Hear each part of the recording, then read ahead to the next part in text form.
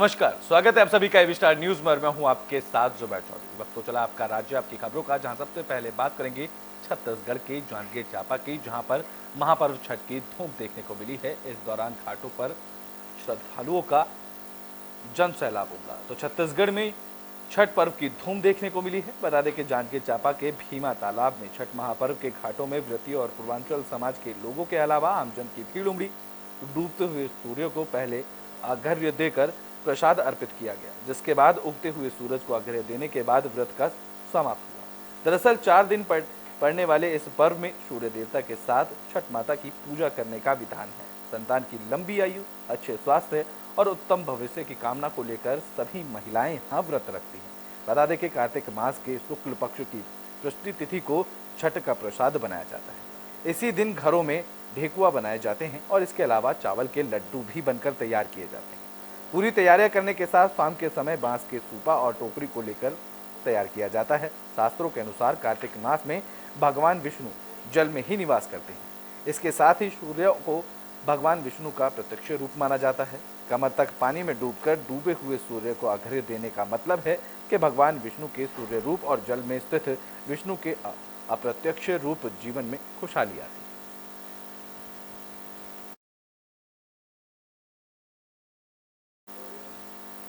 तो बुलेटिन में बात कर लेते हैं बिहार के रामनगर की, जहां पर हज और उम्रा को लेकर लोगों में उत्साह देखने को मिला है। तो रामनगर में हज और उम्रा पर जाने को लेकर लोगों में उत्साह देखने को मिला। इस कड़ी में रामनगर में 2 दर्जन मुस्लिम समुदाय के पुरुष और महिला हज और उम्रा को लेकर मक्का काबा शरीफ के लिए हरिनगर स्टेशन में शांति सप्त क्रांति सुपरफास्ट ट्रेन में प्रस्थान हुई। इस मौके पर हाजी शेख मोहम्मद उमर ने बताया है कि काबा में नमाज अदा करना खुदा के दरबार से रूबरू होने का एक एहसास दिलाता है। हाजी सफीकुर रहमान हाजी बदरी साहब ने बताया है कि ताउम्र इबादतों में गुजर जाता है, लेकिन काबा शरीफ में कदम रखना सबके तकदीर में नहीं होता। हम खुदा के शुक्रगुजार हैं कि हम खादिमों को अपने पनाह में नमाज अदा करने का मौका फरमाया गया है।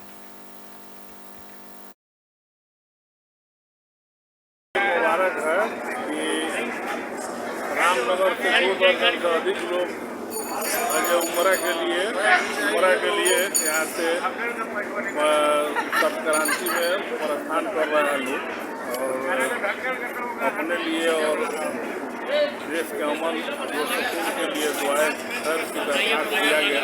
कितने दिनों के लिए यात्रा है इनकी? कितने दिन के बाद वापसी होगी? इस तरह है 20 दिन में उम्रा करके आएगा, और हर मुसलमान का ये ख्वाहिश होता है कि मुक़द्दस जगह का ज़ियारत करे और वहाँ दुआ जाके करे, अल्लाह उनकी दुआओं।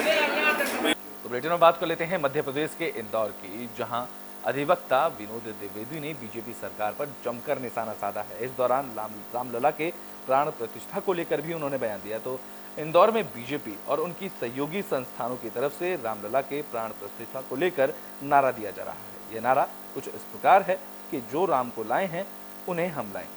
इस नारे को लेकर अधिवक्ता विनोद द्विवेदी ने अपनी प्रतिक्रिया व्यक्त की, जहां उन्होंने बीजेपी पर जमकर निशाना साधा। उनका कहना है कि भगवान राम का अवतार असुरी अत्याचार के खात्मे के लिए हुआ था, इसलिए उनके मंदिर को लेकर ये कहना है कि जो राम को लाए हैं हम उनको लाएंगे। तो निश्चित ही राम को रावण और उनके असुर शक्तियों के अत्याचार लाए थे।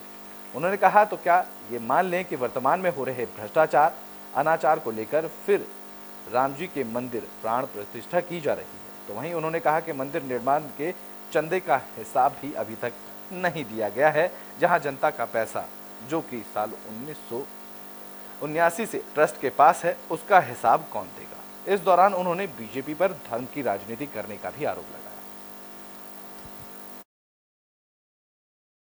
सर बताइए, आज की चर्चा का विषय क्या है और किन चर्चाओं के लिए आपने आज मीडिया को संबोधित किया था?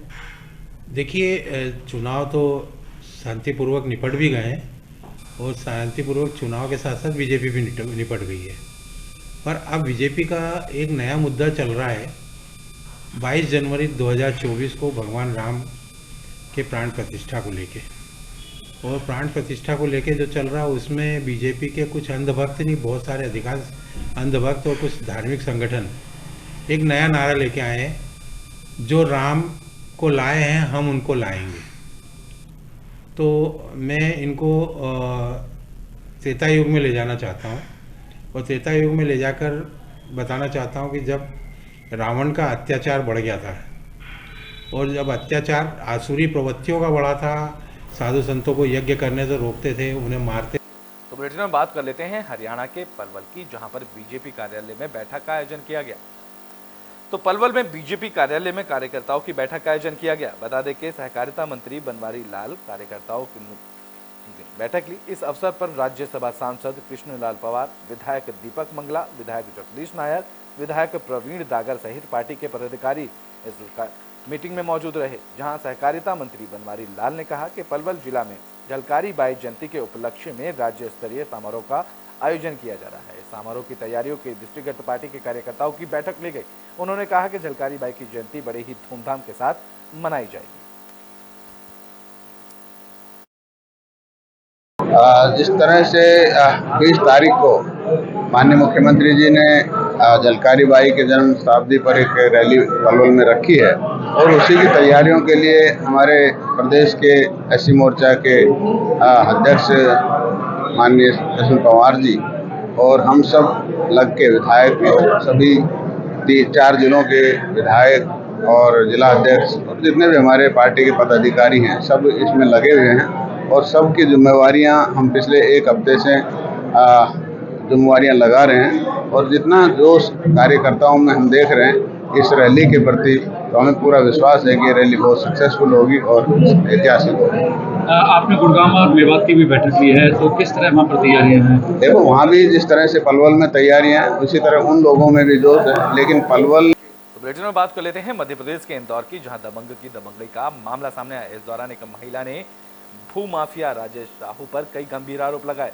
तो इंदौर में भूमाफिया की दबंगई का मामला सामने आया है, जहां एक महिला ने भूमाफिया राजेश साहू पर मानसिक रूप से परेशान करने के साथ साथ कई गंभीर आरोप लगाए। इस दौरान महिला निशा खरे ने भूमाफिया राजेश साहू पर बदनाम करने का भी आरोप लगाया है। इस मामले को लेकर निशा खरे ने बताया कि राजेश साहू और राकेश यादव का कुछ विवाद चल रहा था। उसके चलते राजेश साहू ने राजू यादव, राकेश यादव समेत लोगों के साथ महिला का भी फोटो लगाकर पेपर में जाहिर सूचना दी। निशा खरे ने कहा है कि भूमाफिया राजेश साहू की तरफ से उनकी छवि खराब करने के लिए इस तरह का काम किया गया है। इस दौरान पीड़ित महिला ने प्रशासन से न्याय की गुहार भी लगाई है और कई गंभीर आरोप भूमाफिया राजेश साहू पर लगाए। आज आपने कमिश्नर कार्यालय में आवेदन दिया, किस चीज़ को लेकर आवेदन दिया? मैंने आवेदन इस चीज़ का दिया है सर कि राजेश साहू ने मेरे खिलाफ जाहिर सूचना में मेरे फ़ोटो के साथ ये जाहिर सूचना दी है कि बोले मैं उसके कंपनी के खिलाफ कुछ गलत मार्केट में उड़ा रही हूँ, जबकि मेरा उन लोगों से कोई भी ऐसा लेन देन नहीं था और ना ही कोई मेरा झगड़ा था। उनका झगड़ा था राकेश यादव और राजू यादव के साथ, जो कि उनकी पहले से उनकी कार्रवाई चल रही है उसमें। उनके साथ उन्होंने मेरा फ़ोटो छापा है। आपको कैसे पता पड़ा आपके फोटो? मुझे ये पता चला कि मुझे काफ़ी सारे कॉल आए कि बोले।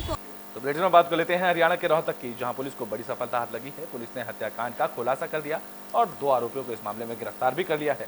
तो रोहतक के करोर गांव हत्याकांड में पुलिस को बड़ी कामयाबी मिली। पुलिस ने मर्डर के आरोप में 2 आरोपियों को गिरफ्तार कर लिया है। दरअसल पुलिस ने दिवाली के दिन करोर गांव में हुए हत्याकांड का खुलासा किया। पुलिस ने जानकारी देते हुए बताया कि पुरानी रंजिश के चलते ही मोहित की हत्या की गई। मोहित ने करोर गांव में मारे गए आनंद की हत्या से पहले रैकी की थी, वो हत्या की साजिश में शामिल था। फिलहाल वो जमानत पर जेल से बाहर आया हुआ था। मुख्य आरोपी जतिन ने अपने पिता की हत्या का बदला लेने के लिए करोर गांव के मोहित की दिवाली के दिन हत्या कर पुरानी रंजिश को फिर से हवा दे दी। दरअसल साल 2008 में एक थप्पड़ से शुरू हुई करोर गांव में गैंगवार के चलते अब तक 20 से ज्यादा हत्याएं हो चुकी हैं। गांव में छिप्पी और छाजू के बीच गैंगवार चली हुई है, जिसमें दोनों पक्षों में से 20 से ज्यादा लोगों की हत्या हो चुकी है। हत्याकांड में शामिल 2 आरोपियों को पुलिस ने गिरफ्तार कर लिया है। पुलिस ने बताया कि इस हत्याकांड में 4 युवक शामिल हैं, जिनमें से 2 आरोपियों को गिरफ्तार किया गया है और बाकी आरोपियों को जल्द ही गिरफ्तार कर लिया जाएगा। जी बताएं क्या मामला? रोहतक पुलिस ने गांव करोर में दिवाली वाले दिन 12/11/2023 को मोहित लड़के पर जो अंधाधुंध फायरिंग करके हत्या की थी, उसमें 2 आरोपियों को गिरफ्तार करने में सफलता प्राप्त की है, जिनको कल दिल्ली सदर बाजार थाना क्षेत्र से गिरफ्तार किया गया था और आज अदालत में पेश करके उनका रिमांड लिया जाएगा। इसमें ऐसा था जी, 12/11/2023 को दिवाली वाले दिन पुलिस को सूचना मिली थी कि गांव कारौर में गोली लगने से एक युवक की हत्या कर दी है। जिस सूचना पर पुलिस तुरंत मौका पर पहुंची थी। मौका पर पहुंचकर अजीत नाम के व्यक्ति थे जिनके लड़के मोहित को गोलियों से मारा था, उनकी शिकायत ली गई। तो बुलेटिन में बात कर लेते हैं बिहार के लखीसराय की, जहां से सनसनीखेज मामला सामने आया। बता दें कि यहाँ एक सरफरे युवक ने एक ही परिवार के 6 लोगों को गोली मार दी। तो बिहार के लखीसराय में सोमवार की सुबह 6 लोगों पर ताबड़तोड़ फायरिंग की गई है। इस घटना में 2 युवकों की मौत हो गई, जबकि 4 लोग गंभीर रूप से घायल बताए जा रहे हैं, जिनका इलाज किया जा रहा है। बता दें कि ये सभी एक ही परिवार के लोग हैं। मरने वाले दोनों भाई थे। पीड़ित परिवार के घर से थोड़ी ही दूर पर इस घटना को अंजाम दिया गया। ये सभी लोग छठ घाट पर अर्घ्य देकर लौट रहे थे। रास्ते में सनकी आशिक ने इस घटना को अंजाम दिया। बता दें कि घटना कबैया थाना क्षेत्र के पंजाबी मोहल्ले के वार्ड नंबर 15 की है। सभी घायलों को इलाज के लिए पटना रेफर कर दिया गया है। घायलों में 2 मृतकों की पत्नी, बहन और पिता शामिल हैं। इस गोलीबारी की घटना के बाद इलाके में हड़कंप मच गया। इस घटना को लेकर प्रेम प्रसंग का विवाद सामने आया है। मृतक चंदन और राजनंदन की मां ने बताया है कि वह दुर्गा मंदिर से पूजा करके आ रही थी। इसी दौरान उन्हें पता चला कि पंजाबी मोहल्ले में किसी ने गोली मार दी। इस मामले को लेकर मौके पर पहुंची पुलिस ने आरोपी आशीष चौधरी की गिरफ्तारी के लिए टीम का गठन किया है और जल्द ही आरोपी की गिरफ्तारी का आश्वासन भी दिया। उठा के लियो है, मैं अभी दुर्गा मंदिर में पूजे कर रहा लियो है। आता सुन लियो कि गोली मार दिल के पंजाबी महलवा, दौड़ल जा रहा है। तो हमारे बेटा सब रिक्शा पर लौटा ले आ रहा। हम तो 2 ब्रॉडेड आए थे यहाँ पे और 4 जख्मी हैं। चारों की स्थिति बहुत ही नाजुक है। मेजर इंजरीज है, सारे को बुलेट इंजरीज। PMCH पटना। 2 लोगों की मौत हो गई है। ब्रॉडेड ही आए थे अस्पताल वो दोनों।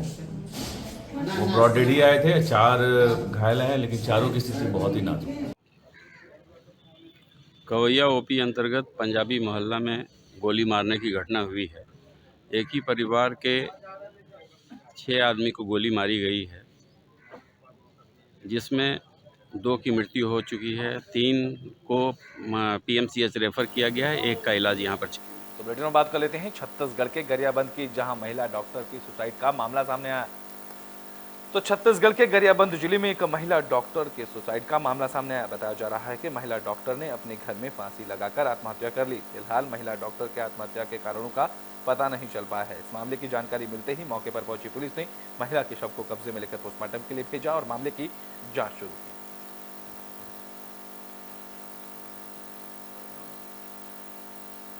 तो बुलेटिन के आखिरी में बात कर लेते हैं हरियाणा के यमुनानगर की, जहां पर आग का तांडव देखने को मिला है। तो यमुनानगर के मटका चौक के पास एक तेल के गोदाम में भीषण आग लग गई। आग की लपटों से आसपास के दुकानदार भी सहम गए। इस दौरान लोगों ने दमकल विभाग को आग की सूचना दी, जहां मौके पर पहुंची दमकल विभाग की 3 गाड़ियों ने कड़ी मशक्कत के बाद आग पर काबू पाया। आग लगने से दुकानदार को करोड़ों रुपए का भारी नुकसान हुआ। बताया जा रहा है कि शॉर्ट सर्किट की वजह से यहां आग लगी थी।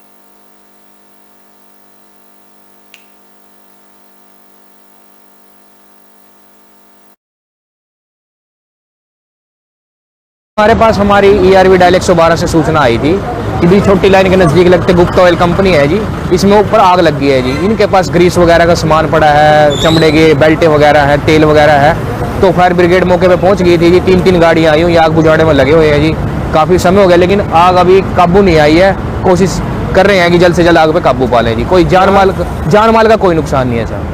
सर कब तक, कितने घंटे चुके और कब तक मेल है जी? लगभग ये 2 घंटे हो चुके हैं। 8:30 बजे के करीब सूचना आई थी और 3 गाड़ियां लगी हुई हैं आग बुझाने के लिए। 2 बार तो पानी भर के भी ले आई हैं।